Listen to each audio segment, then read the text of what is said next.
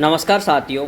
जितने भी स्कूल व्याख्याता हैं उन सभी के लिए गुड न्यूज़ है कि उनकी जो ट्रांसफ़र की जो लिस्टें हैं वो आपकी आ चुकी हैं और इनकी जो पीडीएफ है वो आपको टेलीग्राम ग्रुप पे आपको मिल जाएगी और टेलीग्राम ग्रुप का लिंक आपको यहाँ पर डिस्क्रिप्शन में मिल जाएगा और बाकी यहाँ पर आप देख सकते हैं इस वाले टेलीग्राम पे आपको ये पीडीएफ मिलेगी। टेलीग्राम ग्रुप है विक्रम मैथ सर गनीपुर। इस पर आपको ये जितनी भी ट्रांसफ़र की लिस्टें डली हैं, चाहे वो फर्स्ट ग्रेड हो, सेकंड ग्रेड हो, प्रिंसिपल हो, वाइस प्रिंसिपल हो, मंत्रालय कर्मचारी हो, कंप्यूटर अनुदेशक हो, अन्य सभी जितनी भी ट्रांसफ़र की लिस्ट हैं वो आपको यहाँ पर मिल जाएगी।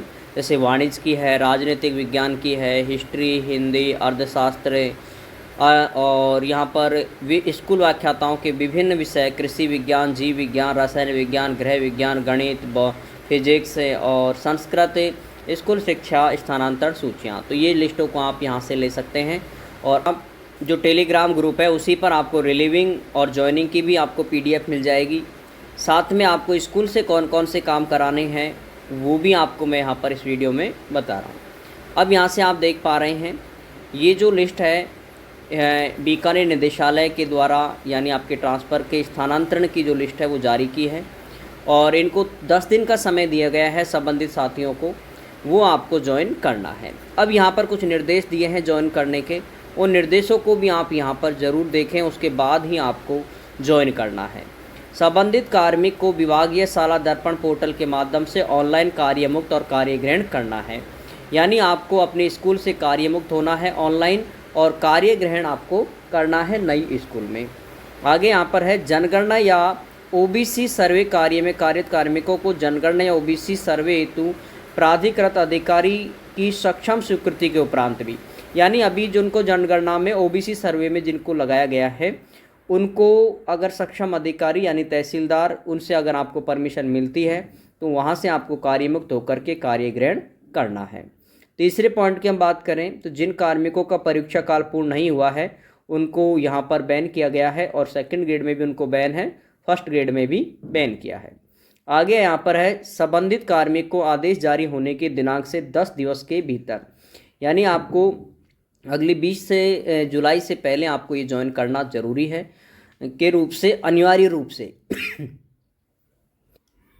यहाँ पर अनिवार्य रूप से आपको कार्यमुक्त किया जाना सुनिश्चित कराएं और अन्य किसी प्रतिकूल स्थिति में आप व्यक्तिगत उत्तरदायी होंगे। यानी अगर आप कोई इसी कारणवश से ज्वाइन नहीं कर पाते हैं तो इसके लिए आपको निदेशालय जा कर के इस चीज़ को अवगत कराएं ताकि आपको ज्वाइनिंग में कोई दिक्कत ना आए। 5वें नंबर पॉइंट पर बात करें, यदि पूर्व में कोई उपाचार्य या प्राचार्य पद पर पदोन्नति कार्मिक यथावत कार्यरत है, ठीक है, तो उपाचार्य को अधिशेष कार्मिक के रूप में ऑनलाइन कार्य ग्रहण करवाया जाकर स्थानांतरित प्राध्यापक को अनिवार्य रूप से मूल पद पर ऑनलाइन कार्य ग्रहण करवाया जाना सुनिश्चित कराएं। यानी आपको जो ज्वाइनिंग की जाएगी वो मूल पद पर होगी, ठीक है। आगे यहाँ पर है 6ठे पॉइंट पर, यदि पूर्व में कार्यरत कार्मिक या अन्य कारणों से न्यायालय प्रकरणों को छोड़कर दोहरे पदस्थापन की स्थिति उत्पन्न होती है तो पूर्व में कार्यरत कार्मिक को संबंधित नियुक्ति अधिकारी कार्यालय हेतु आदेशों की प्रतीक्षा में कार्यमुक्त किया जाना सुनिश्चित कराएं। इन आदेशों को आप पढ़ करके ही अगर संबंधित आप इससे रिलेटेड हो तो उसी के अनुसार आपको काम करना है, ठीक है भाई। जब आपको बीकानेर निदेशालय का आदेश है उसी के अनुसार आपको जैसे इन्होंने लिखा है इस तरह का, जैसे दोहरे पदस्थापन वाली स्थिति, तो जैसे भी है उसको आपको जैसे इसमें लिखा है कि प्रतीक्षा यहाँ पर कि नियुक्ति अधिकारी कार्यालय हेतु आदेशों की प्रतीक्षा में कार्यमुक्त किया जाना सुनिश्चित करें। इसके अलावा है RES व्याख्याताओं के नगर निगम, नगर परिषद और नगर पालिका शहरी पदस्थापन स्थानांतरण पर कार्य मुक्त या कार्य ग्रहण नहीं कराया जाए। तो ये सेकंड ग्रेड में भी बैन था इस पर और फर्स्ट ग्रेड में भी इसको बैन किया है।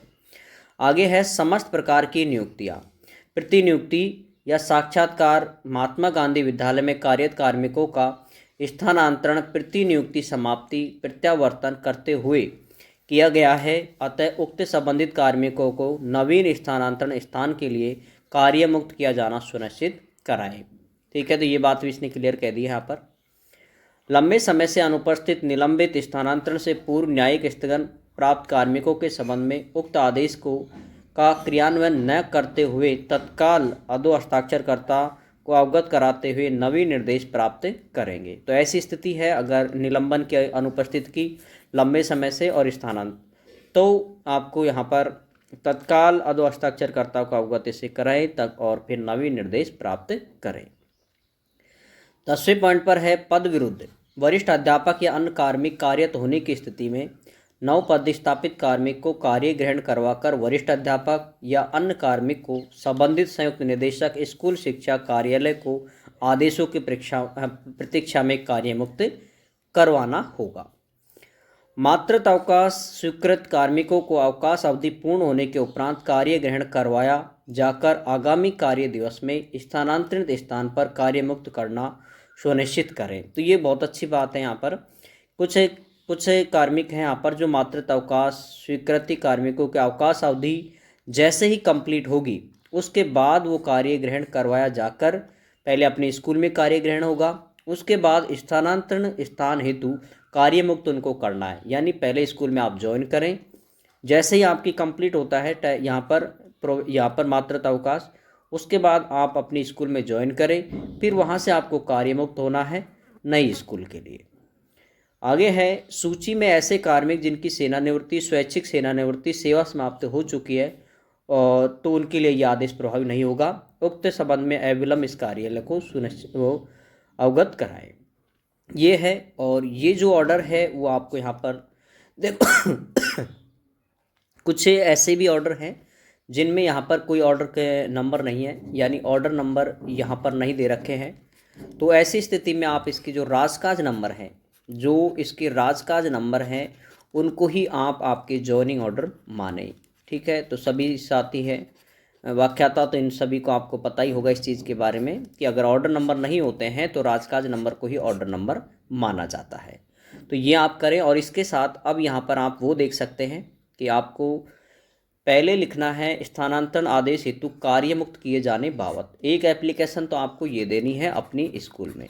ठीक है, ये अपने स्कूल में आप टाइप करवा लें या फिर आप लिख लें इसको। सादा पेज पे भी आप लिख सकते हैं। सविनय निवेदन है कि मेरा स्थानांतरण कार्यालय निदेशक माध्यमिक शिक्षा बीकानेर के आदेश, यहाँ पर आप आदेश क्रमांक को लिख दें।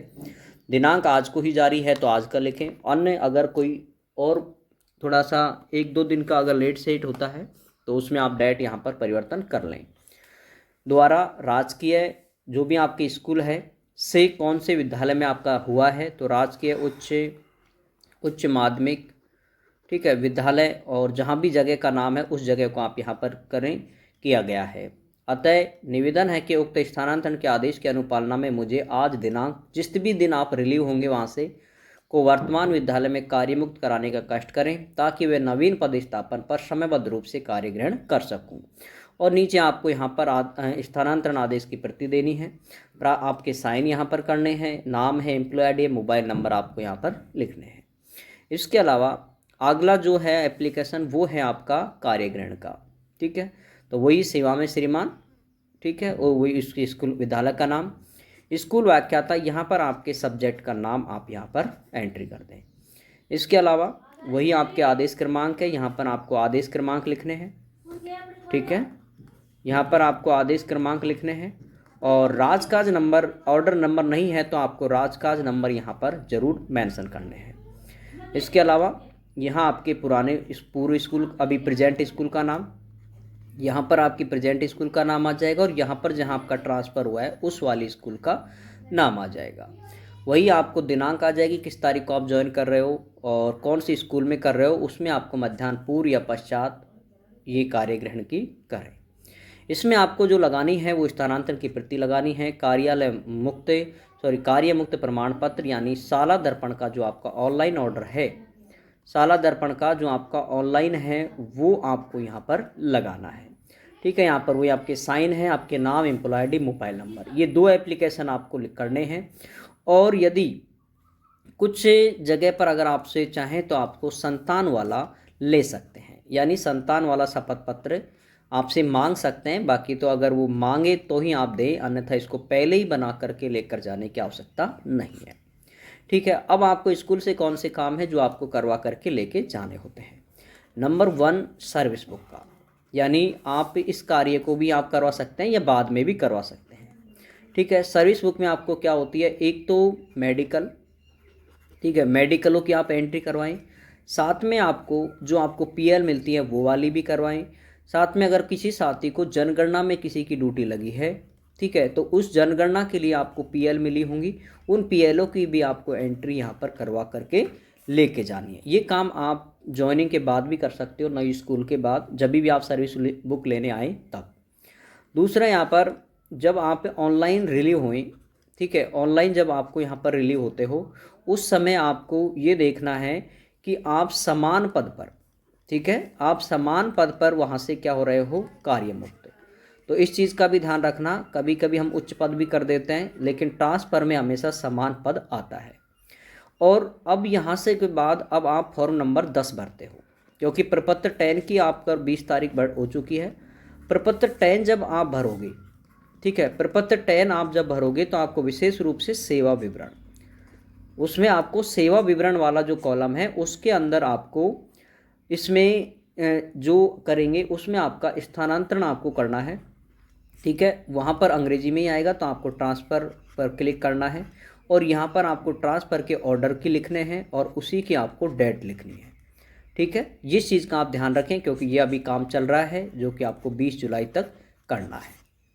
बस ये काम है जो आपको कम्प्लीटली करने हैं।